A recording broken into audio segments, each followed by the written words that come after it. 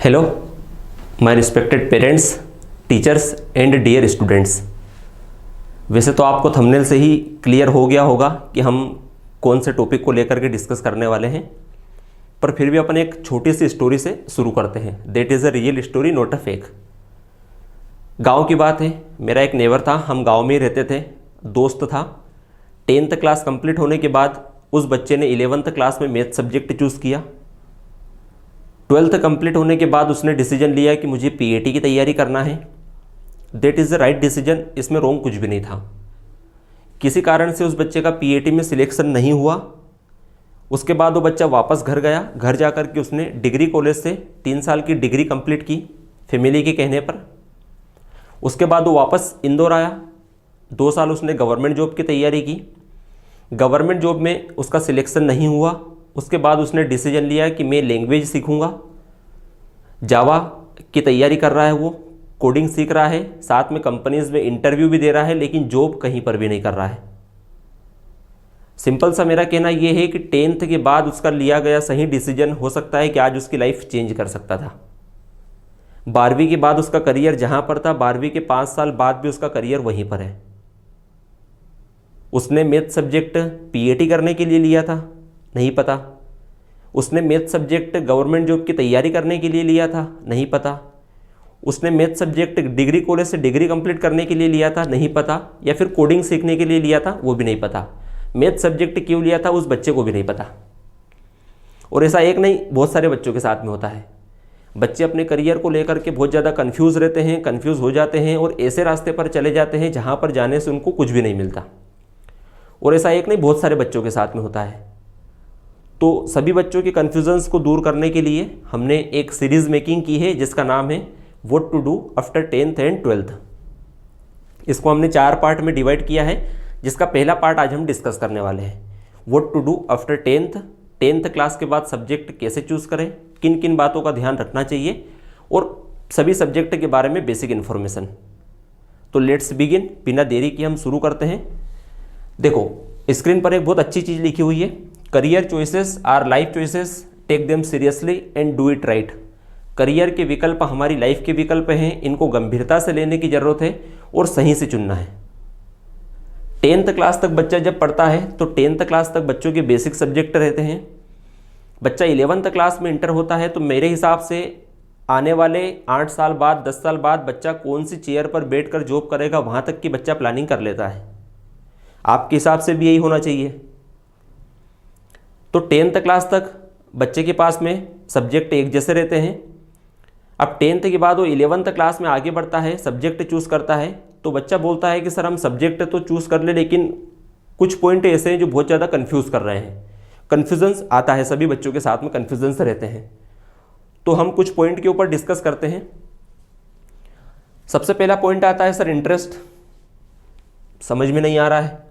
Family support और resources हमारे क्या कहते हैं। सिटिंग कैपेसिटी क्या होना चाहिए। कैचिंग पावर हमारा क्या बोलता है। डेडिकेशन और लास्ट में एजुकेशनल टारगेट। देखो, इंटरेस्ट की अगर अपन बात करें तो इंटरेस्ट आपके करियर में 50% का भागीदार रहता है। इंटरेस्ट इन द सेंस ये कि आपको कौन से सब्जेक्ट में इंटरेस्ट है। अब एक बच्चा बोलता है कि सर आप मुझे अगर सॉल्यूशन करने के लिए दे दो तो मैं 3 घंटे तक लगातार कंटिन्यू मैथ्स के सॉल्यूशन कर सकता हूँ। अब उस बच्चे को अगर भगवान भी धरती पर उतर के बोल दे कि नहीं बेटा तुम बायोलॉजी सब्जेक्ट लो, तो लेना चाहिए क्या? बिल्कुल नहीं लेना चाहिए, क्योंकि दिखती बात है कि बच्चे को मैथ सब्जेक्ट में इंटरेस्ट है।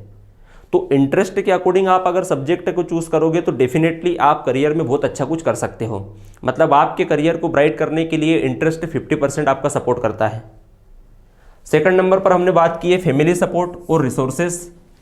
हम अगर कुछ भी टारगेट बना रहे हैं हमारी लाइफ का, तो उसमें हमारी फैमिली हमारा सपोर्ट कितना करेगी, बहुत ज़्यादा डिपेंड करता है।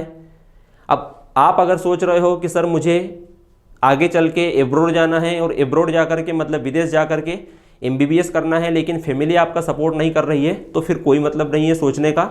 आप थोड़ी सी मेहनत बढ़ा लो। इंदौर में, इंडिया में रह कर के भी आप MBBS कर सकते हो। अपने इंडिया के अंदर भी अच्छे अच्छे कॉलेजेस हैं MBBS के लिए। रिसोर्सेस का मतलब ये होता है कि एक बच्चा मेरे पास अभी आया और बोलता है कि सर मुझे बड़ा होकर के एक टेलीकॉम कंपनी बनाना है और रिलायंस मतलब जियो से कंपटीशन करना है। अब हंसने वाली बात तो मेरे लिए भी थी। अब आपके अगर रिसोर्सेस ही आपका सपोर्ट नहीं कर रहे हैं तो फिर सोचने से कोई मतलब नहीं, और आप अगर सोच रहे हो तो सोचते रहो, लाइफ टाइम तक भी सोचते रहोगे तो आपके हाथ में कुछ नहीं लगेगा।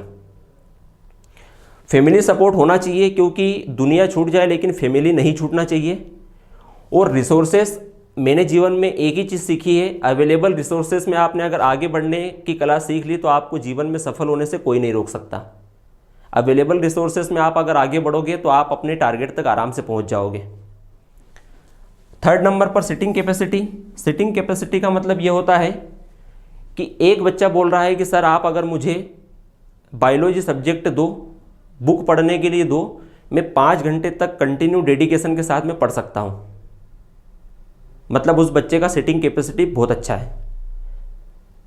अब एक बच्चा बोलता है कि सर मैं अगर 2 घंटे बैठकर पढूं तो मेरा सर दर्द होने लगता है, माइंड दूसरी चीज़ों में डाइवर्ट होता है, मतलब बच्चे का सिटिंग कैपेसिटी कम है। फोर्थ नंबर पर हमने बात करी catching power. Catching power in the sense ये कि बच्चे की कैच करने की क्षमता कितनी है। मतलब एक बच्चा ऐसा है जो कह रहा है कि सर मुझे अगर टीचर क्लास में पढ़ाते हैं तो एक बार पढ़ाते हैं, दूसरी बार समझाते हैं तो माइंड में सारी चीज़ें फिट हो जाती है, मैं डबल से अगर एक बार पढूं तो मैं मार्क्स अच्छे गेन कर सकता हूं एग्जाम के अंदर। लेकिन एक बच्चा बोलता है कि सर मुझे बार बार पढ़ना पड़ता है उस चीज़ को, मतलब बच्चे का कैचिंग पावर कम है। फिफ्थ नंबर पर डेडिकेशन। डेडिकेशन मतलब समर्पण। आप चाहे बिजनेस करो, चाहे जॉब करो, चाहे स्टडी करो, कुछ भी करो, डेडिकेशन आपके अंदर होना चाहिए। आपके अंदर अगर डेडिकेशन नहीं है अपने टारगेट्स को लेकर के तो फिर कोई मतलब नहीं, आप कुछ भी कर लो। और लास्ट में बात आती है एजुकेशनल टारगेट की। देखो बेटा, 10th के बाद में आपके पास में टारगेट फिक्स होना चाहिए। अगर टारगेट फिक्स नहीं है तो फिर हम भी उन्हीं बच्चों के में से आते हैं जो बच्चे सिर्फ चल रहे हैं लेकिन जाना कहाँ है पता नहीं है। एक नहीं 1000 बच्चों के साथ में ऐसा होता है। सब्जेक्ट क्यों चूज़ किया तो सर दोस्त ने बोला तो ले लिया। डिग्री क्यों की, सर घर वालों ने बोला तो कर ली। बात जब आती है नौकरी की, ना तो दोस्त साथ में है, ना घर वाले साथ दे रहे, ना वो डिग्री साथ दे रही है, फिर क्या होगा। फिर इंदौर में बैठ करके कर रहे हैं तैयारी, बेरोजगारी बढ़ती जा रही है, सरकार वैकेंसी नहीं निकाल रही है, जॉब लग नहीं रही है, तो 100% बेरोजगारी बढ़ेगी। 10th के बाद सोचो आपको करना क्या है। टारगेट हमारे पास में फिक्स होना चाहिए। और बात अगर हम करें एजुकेशन की तो देखो बेटा, education is the most important part in our life. हमारी लाइफ का बहुत ज़्यादा जरूरी पार्ट है एजुकेशन। इसको जितना ज़्यादा फिलअप करोगे लाइफ में उतना ज़्यादा ऊपर जाओगे। अगर ये खालिस्तान रह गया तो जीवन भर परेशानी आना है, तय है, लिख के ले लो। मोस्टली मैं स्टूडेंट्स के लिए बोल रहा हूँ, बच्चे जब 10th और 12th क्लास में रहते हैं तो उनको कुछ भी समझ में नहीं आता है। उसका रीज़न ये रहता है क्योंकि घर पर रिस्पॉन्सिबल पर्सन कौन है, पापा दादाजी। सर पर टेंशन है क्या, नहीं है, लेकिन आपको ऐसा लगता है कि आप हमेशा यहीं पर रहोगे, कभी तो उनकी जगह जाना पड़ेगा। अब उनकी जगह जाते हो, आपके पास में अगर एक अच्छा एजुकेशन है तो लाइफ आपकी बहुत अच्छी है, लेकिन अगर एक अच्छा एजुकेशन नहीं है तो लाइफ में प्रॉब्लम्स आना तय है, लिख के ले लो। तो टारगेट हमारे पास में फिक्स होना चाहिए। इन कुछ पॉइंट्स का आपने अगर सही परसेंटेज निकाल के सही सब्जेक्ट को चूज कर लिया तो डेफिनेटली आप आपकी लाइफ में ग्रोथ करोगे। देखो 10th क्लास तक सभी बच्चों के सब्जेक्ट एक जैसे होते हैं, जिसको हम बोल सकते हैं बेसिक ऑफ एजुकेशन, ताकि बच्चा कोई सा भी सब्जेक्ट चूज करे उसको प्रॉब्लम्स ना आए। बच्चा 10th क्लास के बाद जैसे ही 11th क्लास में आगे बढ़ता है उसके पास सब्जेक्ट चूज करने के लिए टोटल कितने ऑप्शंस रहते हैं, 5। कौन कौन से, maths, biology, agriculture, arts and commerce. In 5 subject को हमने 3 भाग में डिवाइड किया है, कला, वाणिज्य और विज्ञान। कला नाम से ही समझ में आ रहा है, आर्ट। वाणिज्य मतलब कॉमर्स, विज्ञान मतलब साइंस ग्रुप। अब आर्ट के अंदर क्या चीज़ें रहती है, तो देखो आर्ट्स के अंदर कुछ डिग्रियां ऐसी है जो सभी बच्चे कर सकते हैं। लाइक आपको अगर इवेंट मैनेजमेंट का कोर्स करना हो, बहुत सारी बड़ी बड़ी पार्टियों में इवेंट्स होते हैं, उनको मैनेज कैसे करते हैं उसके बारे में आपको अगर स्टडी करना हो तो आप इवेंट्स मैनेजमेंट का कोर्स कर सकते हो। उसके बाद आप फैशन डिज़ाइनिंग में जा सकते हो, सोशल स्टडीज़ आप कर सकते हो। होटल मैनेजमेंट, बड़ी बड़ी जो होटल्स रहती है उनको मैनेज कैसे करते हैं, आप होटल मैनेजमेंट का कोर्स कर सकते हो। और लास्ट में एक ऑप्शन रहता है अपने पास में फाइन आर्ट्स का।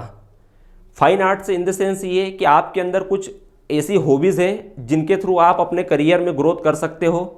लाइक आपको डांसिंग करने का शौक़ है, पेंटिंग करने का शौक़ है, स्केचिंग करने का शौक़ है, सिंगिंग करने का शौक़ है, तो आप फाइन आर्ट्स के अंदर भी जाकर के अपना करियर बना सकते हो।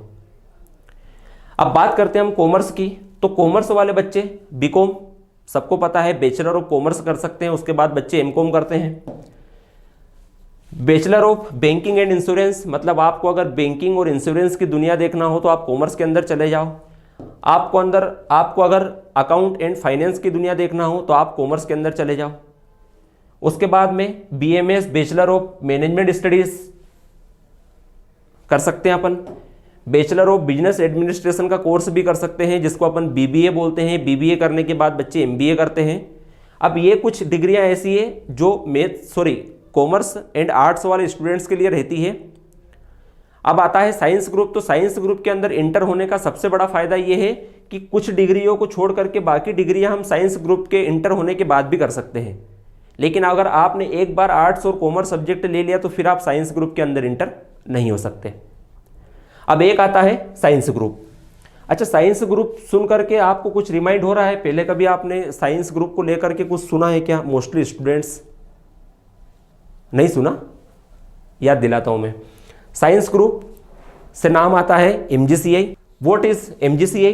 MGCI क्या है? तो MGCI आज अपने इंट्रोडक्शन का मोहताज नहीं है, क्योंकि आप अगर अपने आसपास सर्च करके देखोगे तो आपको हजारों बच्चे ऐसे मिल जाएंगे जो कोचिंग से पढ़ के निकल चुके हैं और अपना करियर ब्राइट कर चुके हैं। फिर भी आपके नॉलेज के लिए मैं आपको बता दूं, this is the brand of science group. This is the brand of science group. Science group का अपना एक अलग ब्रांड है जो वेरियस एग्जाम्स की तैयारी करवाता है। अब सर ये साइंस ग्रुप क्या होता है? तो देखो बेटा, नाम से ही समझ में आ रहा है, आपको अगर 10th के बाद साइंटिफिक चीज़ों के बारे में डिटेल स्टडी करना है तो आपको साइंस ग्रुप के अंदर इंटर होना पड़ेगा। इसके अंदर हमें 3 सब्जेक्ट देखने को मिलते हैं। पहला सब्जेक्ट बायोलॉजी, दूसरा सब्जेक्ट मैथ्स और तीसरा सब्जेक्ट एग्रीकल्चर। अब बायोलॉजी वाले बच्चे बायोलॉजी सब्जेक्ट क्यों चूज करते हैं? तो मैक्सिमम बच्चों का जो रीज़न रहता है वो रीज़न ये रहता है कि सर हमें 12th के बाद में मेडिकल फील्ड में जाना है, क्योंकि मेडिकल वालों ने बोल दिया है कि हमारी सारी सीटें कौन फिलअप करेगा? बायो वाला बच्चा। मैथ्स वाला बच्चा जा सकता है क्या? नहीं जा सकता। सर मैथ्स वाले बच्चे मैथ सब्जेक्ट क्यों चूज करते हैं? तो सब्जेक्ट का जब डिवाइडेशन हुआ तो मैथ्स वाले बच्चों को बोल दिया कि बेटा आप इंजीनियर बनो, क्योंकि इंजीनियर बहुत प्रकार के होते हैं, 24 टाइप्स के अलग अलग इंजीनियर्स होते हैं। तो आपको अगर इंजीनियर बनना है तो कौन सा सब्जेक्ट लेना पड़ेगा? Math subject. और एग्रीकल्चर सब्जेक्ट की अगर हम बात करें तो एग्रीकल्चर सब्जेक्ट बहुत अलग सब्जेक्ट है, इसकी बात बिल्कुल अलग है, हम अंदाज भी नहीं लगा सकते। मैं आपको समझाता हूँ। देखो, बायोलॉजी वाले बच्चों के लिए मेडिकल फील्ड, मैथ्स वाले बच्चों के लिए इंजीनियरिंग फील्ड, लेकिन एग्रीकल्चर अपने आप में एक फील्ड है, सबसे बड़ी बात। दूसरी बात, मेडिकल फील्ड में जाने के लिए सबसे टॉपेस्ट एग्जाम कौन सी मानी जाती है? नीट। इंजीनियरिंग फील्ड में जाने के लिए सबसे टॉपेस्ट एग्जाम कौन सी मानी जाती है? जेई। उसी तरह से एग्रीकल्चर फील्ड में सबसे टॉपेस्ट एग्जाम माना जाता है ICAR। तीनों एग्जाम्स की कंडक्टिंग बॉडी का नाम है NTA। NTA मतलब national testing agency, national level की एग्जाम्स कंडक्ट करता है NTA। मतलब जिस तरह से बायोलॉजी सब्जेक्ट है, मैथ सब्जेक्ट है, उसी तरह से एग्रीकल्चर सब्जेक्ट भी है। तीसरी सबसे अच्छी बात, लोगों का ट्रीटमेंट कौन करेगा, इलाज कौन करेगा? एक डॉक्टर। रोड मकान घर कौन बना के देगा? एक इंजीनियर। दुनिया बना के दे देगा आपको इंजीनियर, लेकिन लोगों का पेट किसको भरना है? एग्रीकल्चर वालों को। एग्रीकल्चर फील्ड में PAT नाम का एक एंट्रेंस एग्जाम भी होता है, हम आने वाले वीडियोस में डिस्कस करेंगे। और एक एग्जाम जो होता है CUET का मतलब कॉमन यूनिवर्सिटी एंट्रेंस टेस्ट। इसके अंदर BHU मतलब बनारस हिंदू यूनिवर्सिटी के अंदर जो एग्रीकल्चर की सीटें हैं वो CUET के थ्रू फिलअप होती है। और CUET मैं आपके नॉलेज के लिए बता दूं, NTA ही कंडक्ट करता है, और CUET के थ्रू पूरे भारत की 24 यूनिवर्सिटीज़ में एडमिशन होता है अलग अलग कोर्सेज के लिए। तो ये बेसिक इन्फॉर्मेशन थी सब्जेक्ट को लेकर के, हमने कलेक्ट कर ली है। बच्चे का एक और डाउट रहता है कि सर 10th क्लास तक तो बहुत अच्छा रहा हमारा, बहुत अच्छे परसेंटेज हैं, 10th क्लास के बाद अगर हम डायरेक्ट तैयारी में लग जाते हैं, हमारे टारगेट्स को अचीव करने के लिए डायरेक्ट अगर हम लग जाते हैं तो उसके क्या क्या बेनिफिट्स हैं, क्या क्या लॉसेस हैं? What are the benefits of preparing directly after 10th? देखो 10th क्लास के बाद अगर हम डायरेक्ट तैयारी में लगते हैं तो उसके बेनिफिट्स से ही लॉसेस कुछ भी नहीं है। लाइक बच्चा अगर स्कूल में पढ़ता है तो स्कूल में पढ़ता है सब्जेक्टिव, मतलब उसको एक प्रश्न का उत्तर लिखना है, लेकिन हम जब एंट्रेंस एग्जाम्स की तैयारी करते हैं, एग्जाम देने के लिए जाते हैं, तो वहाँ पर हमसे पूछे जाते हैं ऑब्जेक्टिव। एक प्रश्न दिया रहेगा, 4 ऑप्शन रहेंगे, 4 ऑप्शन में से राइट ऑप्शन अपन को चूज करना है। तो आप अगर डायरेक्ट तैयारी में लग जाते हो तो सब्जेक्टिव के साथ में आपकी ऑब्जेक्टिव की तैयारी भी हो जाएगी, मतलब आपकी स्कूलिंग जो है वो कंटिन्यू चलती रहेगी, साथ में आपकी एग्जाम की तैयारी भी हो जाएगी, सबसे बड़ा फायदा। दूसरा सबसे बड़ा फायदा ये है कि 12th में आपके परसेंट इंप्रूव होने के 100% चांस बढ़ जाते हैं, परसेंटेज बच्चों के इंक्रीज ही होते हैं। एक ग्राफ के माध्यम से अपन समझते हैं। सपोज करो आप 10th क्लास में हो, 10th क्लास के बाद डिसाइड कर लिया है कि सर मेरा टारगेट है MBBS। 10th क्लास के बाद बच्चे ने डायरेक्ट टारगेट बना लिया है कि सर मुझे MBBS करना है, कहीं पर भी नहीं रुकना। सीधी सड़क बच्चे के टारगेट की तरफ जा रही है। बच्चे के पास एक बाइक है, बाइक लेकर के बच्चा आगे बढ़ा। उसका पहला टारगेट 11th क्लास, पहला स्टेशन पार कर लिया उसने। दूसरा टारगेट 12th क्लास, दूसरा स्टेशन उसने पार कर लिया। अब सपोज करो यहाँ पर आकर के बच्चे की बाइक रुक गई है, फ्यूल खत्म हो गया, खराब हो गई, कुछ भी हो सकता है। अब उसको लगता है कि सर मैं MBBS तक नहीं पहुँच पाऊँगा क्योंकि मेरी गाड़ी में जितना फ्यूल होना चाहिए था उतना फ्यूल नहीं है। और दूसरा सबसे बड़ा रीज़न है कि सर मेरी गाड़ी की स्पीड होना चाहिए थी 80 किलोमीटर प्रति घंटा, लेकिन मेरी गाड़ी की स्पीड थी 50 किलोमीटर प्रति घंटा। मतलब मुझे जितनी तैयारी करना चाहिए थी उतनी तैयारी मैंने नहीं की है। यहाँ पर आने के बाद में उसके पास में 3 ऑप्शन है। पहला ऑप्शन फ्यूल वापस डलवाए गाड़ी में, निकल जाए अपने टारगेट की तरफ 1 साल का ड्रॉप लेकर के। दूसरा, अगर नहीं चाहता 1 साल का ड्रॉप लेना तो एक बार पीछे मुड़ के देखो अपने रोड पर ट्रैफिक तो नहीं है। इन द सेंस ये कि मेडिकल के अंदर और भी डिग्रियां आती है, ये डिग्रियां हम अचीव कर रहे हैं क्या। अगर उसको लगता है कि ये भी हमारे पास में नहीं है, MBBS तक भी हम नहीं पहुंच पा रहे हैं, 1 साल का ड्रॉप लेने की क्षमता भी नहीं है, तो फिर उसके पास में एक सबसे अच्छा ऑप्शन है, पीछे मुड़ के देखो। अगर कुछ नहीं आ रहा है तो राइट साइड का इंडिकेटर दे करके राइट साइड वाले रोड पे टर्न ले लो, क्योंकि ये रास्ता भी सक्सेस की तरफ ही जा रहा है। अब PNST क्या होता है, PVFT क्या होता है, ICAR क्या है, PAT क्या है, MBBS क्या होता है, BAMS, BDS, BHMS, इन सारे कोर्सेज की, इन सारी एग्जाम्स की इन्फॉर्मेशन हम आने वाले वीडियोस में कलेक्ट करेंगे। और बेटा आप अगर बोलो कि सर हम तो पल्सर लेकर के घूम रहे हैं, हंक बाइक है हमारे पास, तो हमारी गाड़ी की स्पीड तो 100 किलोमीटर प्रति घंटे की रफ्तार से चलती है, तो 100 किलोमीटर प्रति घंटे की रफ्तार से अगर आप चल रहे हो तो सिंपल सी बात है, आपको फिर आपके स्टेशन नहीं दिखेंगे, आपको डायरेक्ट आपका टारगेट दिखेगा। मतलब चांस ये भी रहता है कि बच्चे डायरेक्ट 12th के बाद में नीट IIT जैसे एग्ज़ाम्स क्लियर कर लेते हैं। क्योंकि आपके नॉलेज के लिए मैं बता दूं, IIT के एग्ज़ाम में अगर हम बैठते हैं तो उसके लिए एलिजिबिलिटी क्राइटेरिया है कि 12वीं के साथ हम एक बार बैठ सकते हैं और 12वीं के बाद 1 साल हम बैठ सकते हैं, उसके बाद हम एलिजिबिलिटी क्राइटेरिया से बाहर हो जाते हैं। तो अगर आप IIT JEE का टारगेट बनाते हैं तो फिर आपके लिए 10th के बाद डायरेक्ट प्रिपेयर होना बहुत ज़्यादा ज़रूरी है। एंड प्रेजेंट टाइम में MGCI बहुत अच्छे से वर्क कर रहा है, मिनिमम स्ट्रेंथ में, प्रॉपर फैसिलिटीज़ के साथ में, प्रॉपर गाइडेंस के साथ में बच्चों को ट्रीट कर रहा है और सिलेक्शन के चांस 101% बच्चे के बढ़ रहे हैं। तो आप MGCI एक बार विजिट कर सकते हैं, ज्वाइन कर सकते हैं। अगेन आई रिक्वेस्ट यू, आपने अगर चैनल को सब्सक्राइब नहीं किया है तो प्लीज़ सब्सक्राइब कर लें, वीडियो को लाइक ज़रूर करें।